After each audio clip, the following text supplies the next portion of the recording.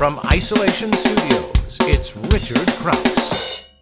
Welcome everybody to In Isolation With, the talk show where we make a connection without actually making contact. I'm Richard Krause and I hope you're staying healthy, I hope you're staying happy, and I hope that you're staying safe.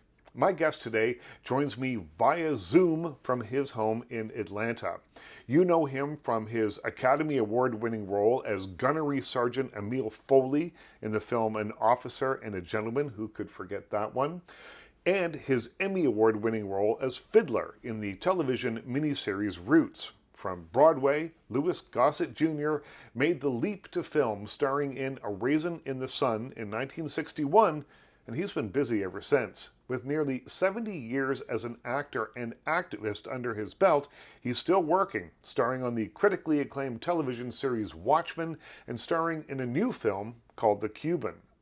In it, he plays an elderly man in the late stages of Alzheimer's disease. Nearly catatonic, he is non-communicative, staring blankly into space until his nurse hums a familiar jazz tune. He responds, and soon she creates her own brand of musical therapy to help the character remember his past. And what a past.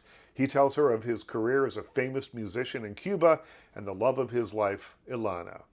Louis Gossett Jr., who was silent for much of the running time, finds multitudes in the character. The character's life is scarred by loss and loneliness, and he carries that with him, but the sheer joy that he exudes when he hears or makes music shows the profound effect it has had on his life. The actor finds poignancy in the performance, and he never overdoes it. The Cuban is a testament to the healing power of music and friendship. Let's get to know Louis Gossett Jr. I love the look that your character Louis gets in The Cuban when he performs. He just beams. He's so happy. He transforms. And so I wanted to ask you, after 70 years of being on stage and in front of cameras, do you still get that rush? Yes. Before you finish the sentence, if there wasn't there, I would not act anymore. You answer the calling. You answer the challenge of the part. So maybe another actor would not take enemy mine because you can't see your face and your eyes and your mouth. That's a challenge. For somebody over 40 years old to play a Marine DI, that's a challenge. To play Dickstown and do physical stuff at that age, that's a challenge. Luis in The Cuban, from back in the day when I was in high school, loving that music, to resurrect that. They had no idea about my past. But it's a social thing in Brooklyn, New York, when the new Europeans and the Jews and the Polish and the blacks lived together, the connective tissue was Afro-Cuban music. Y así pasan los días y yo desesperando y tú contestando, quizás. Tito Puente and Machito, Tito Rodriguez, and Willie Bobo, they were under skins. The first thing we knew before ABC was boom, cha-cha-cha.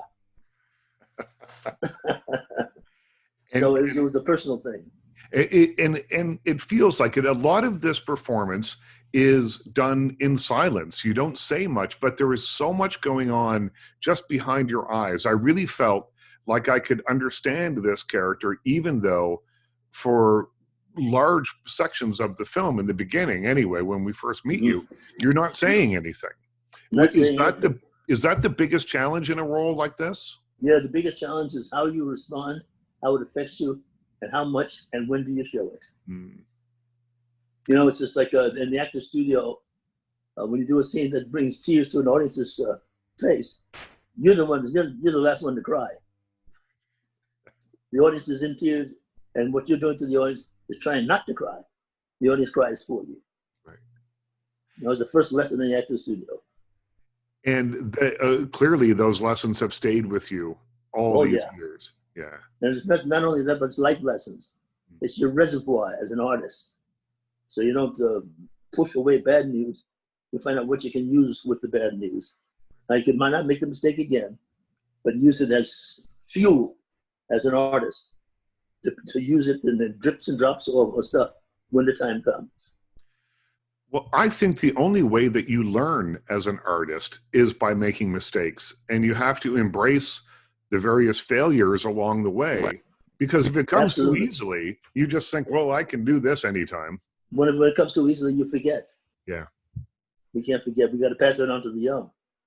You never forget. Yeah. You know, the concentration camp, the concentration of the artist is, and especially the depressed societies, is you pass it on so the whole audience, the whole family can benefit. And so what you do in the morning is you wake up and see what you can offer the whole family. It's the key to our survival as mankind. Well, you've been working a great deal in the last number of years as a mentor and Yes, sir. looking to help improve the lives of others. Why was that important for you? I would think you're a busy actor. You have other things on your plate. Why is it important to do that?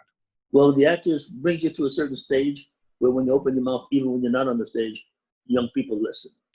And I found that dynamic to be true when I spoke in the high school somewhere outside of Buffalo, New York. It's supposed to be the troublemaking high school, right? Yeah. They had a little smattering of, they'd seen daddy's little girls, and they had the cell phones, and they were noisy, and my heart beat like a drum. And I got up there and I said, all right, you guys ready to listen to me? And they stopped. I forgot what I said, but within 10 minutes, the cell phones went in the back pockets. Yeah. And those are symbols that I might be doing the thing that I've needed to do. That experience of quieting down some troublemaking high school kids was fuel for me to make a little transition, a little shift as an elder. You want more of it. Mm-hmm. It's like a drug, but the good drug. Right. You want more of the same. So now I've expanded that into universities and other high schools around the country, and it's still working. And is that part of Eracism, yes, the foundation that you started? Sir. Yeah. So the one answer, and so far it's just me. If we go to church, if we pray to God that wants to save us, we can't just do it on Sunday. We take our lessons on Sunday and carry it on from Monday to Saturday of that mindset. And the mindset tells us, in America especially, that we're one nation under God, indivisible, with liberty and justice for all. And among those freedoms, there's life, liberty, and pursuit of happiness. We're not living that. So we don't have to rewrite the law. We just have to pay attention to it. This is everybody's country, and the best of everybody will make this country impenetrable of the negativity. Is this attitude that you have and this wanting to give back, does it come from being raised by a woman who had been enslaved herself? A great-grandmama. Yeah, your great-grandmother, Bertha, who lived to be 117 years old. Absolutely. I have a photograph of me and her. Yeah. And is that where where that started, or was that, did you just absorb that from her, or did she teach you in a way? Well, when you didn't listen to somebody like Bertha, she only lied to me one time. She said, this is going to hurt me more, it's going to hurt you. And then you listen intently to what she says, because that's our job. And she didn't pass away until my youngest cousin got married and moved to Long Island, and the house was empty. Right. She took a deep breath and said, okay, I'm finished. So we don't make those decisions. Those decisions are made for us. I don't go to funerals anymore. I go to celebrate people on. Right. Because those spirits are hanging out in the air, ready to inhabit other living creatures. So that it seems that the culture of the explorers from Europe who came to Africa, they discovered, according to Professor Leakey, L-E-C-K-E, who found the oldest skull at the foot of Mount Kilimanjaro, that when those explorers came, we were practicing animal husbandry, astrology, medicine, all the kind of stuff. We come up with some kind of conclusions. We had controlled the earth and we made our mistakes. We're paying our amends to those mistakes. And so that in 7 days, 24/7, we've come with the essence of man's survival. And from there, the essence has split into so many different areas where it's got to come back again to the human essence of our mutual salvation.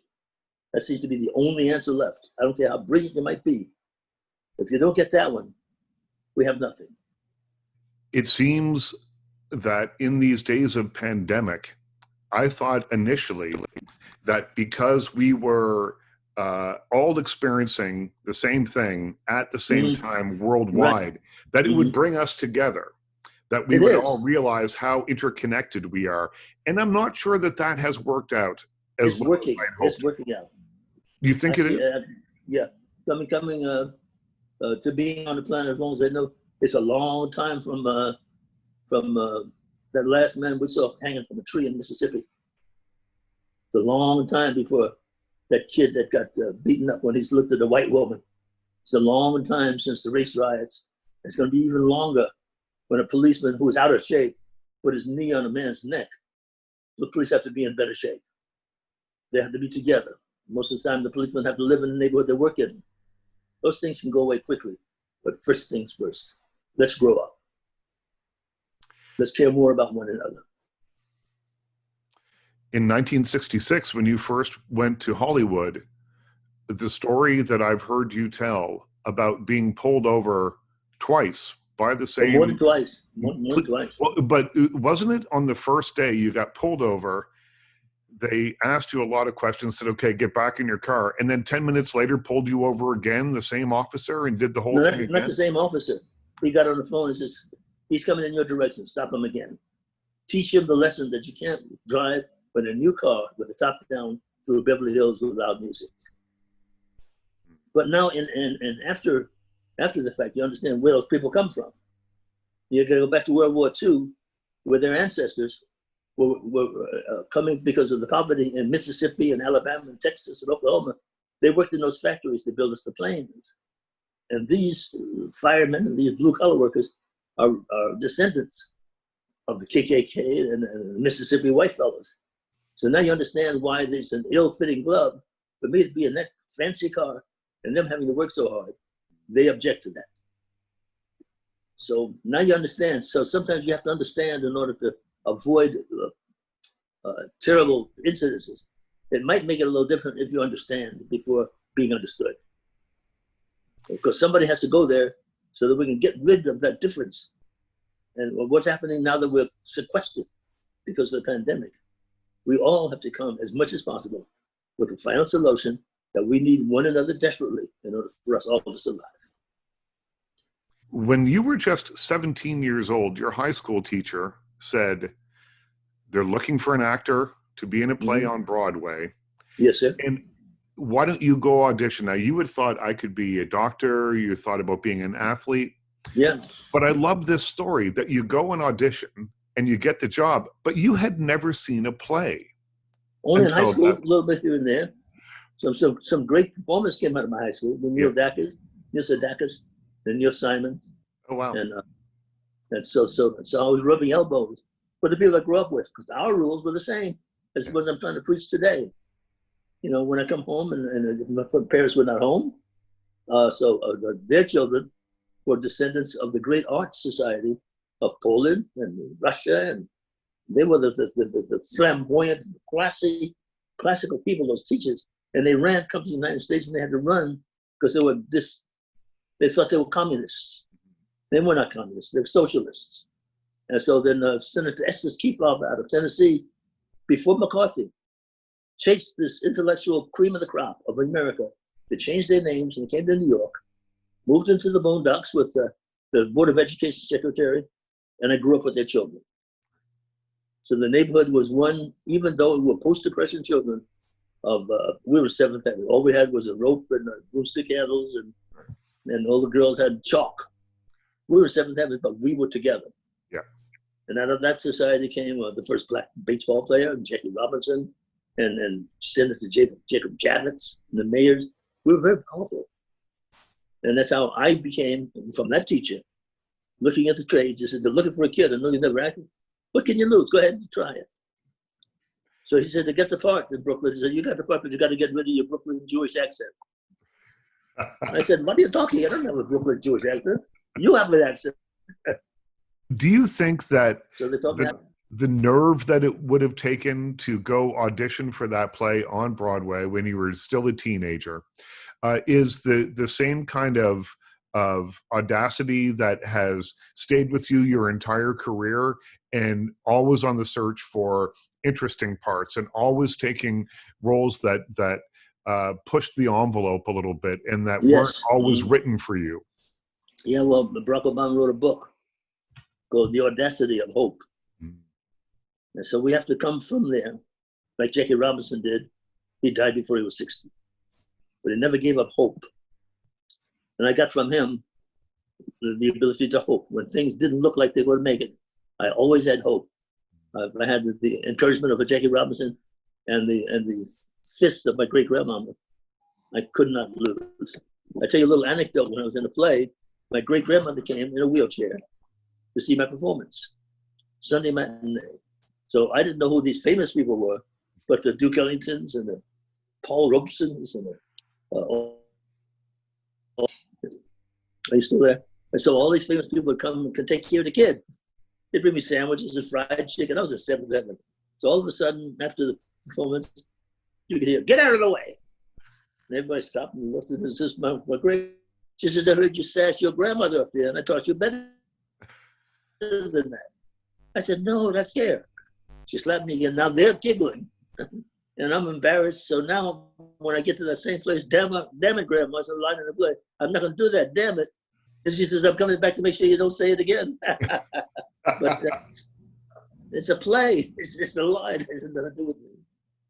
But that society was very tight. Mm-hmm. And I grew up with their children. And they all, 75% of them were totally successful. The Neil Simons, the Arthur Millers, the Carole Kings, the Barbra Streisands, all of us had the same kind of background. What do you hope that people take away from watching The Cuban? For me, I found it very moving, but there are messages there. What do you hope people learn from it? I hope enough people see it so they can pass it around and it becomes one of those cult followings. Like Enemy Mine became a cult film. I think there's so much in The Cuban for everybody to identify with. That it's my dream that it's one of those sneakers like Marty was. Nobody knew that little small movie with Ernest Borgnine would be as big as it was.